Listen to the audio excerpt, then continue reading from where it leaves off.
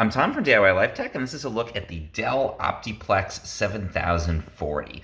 So this is a really great little workstation PC. You can see it's a pretty small form factor, but it still packs a pretty surprisingly good punch, given how small it is here. And so what it's got in it is actually an Intel Core i5 processor. It's a 6500 line there. So that's plenty fast enough to run, your basic business and productivity apps, video conferencing. It's probably not going to be good enough for a lot of modern video games or really intense like 3D rendering types of applications or video editing. But for things like email and doing basic photo editing, that kind of stuff, this is a great little machine. And for a lot of those just sort of basic business functions, this is going to work great too. One thing I really like about it, it does have 16 gigabytes of RAM in here. So that's enough to run modern operating systems. Sometimes computers don't come with quite enough RAM and they can be slow as a result. So I like that this one does have enough in there. It has a 256 gigabyte solid state drive. Not huge. Again, you're probably not going to be storing like a huge amount of video on here or anything. But the solid state drive is nice because it makes it a little bit faster. And you can always add an external hard drive, or you could potentially add an internal hard drive on there if you wanted to.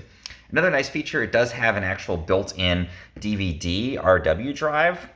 So people are using CDs and DVDs less, I would say, but especially for those legacy business applications, it's nice to have that capability.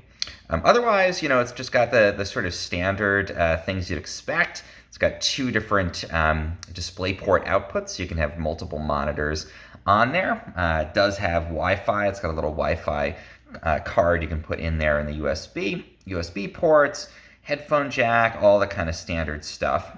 This particular one is a refurbished computer, and so when I got it, it has some little like dings and dents, but otherwise I think they've done a pretty good job. The one thing I would say though is that the keyboard and mouse that came with mine were not in very good condition. The keyboard was actually damaged in my case. So I would say, you might have to add your own keyboard and mouse depending, but the physical computer itself is fine. And performance is actually, really good. It's very snappy. It was easy to get this set up and running.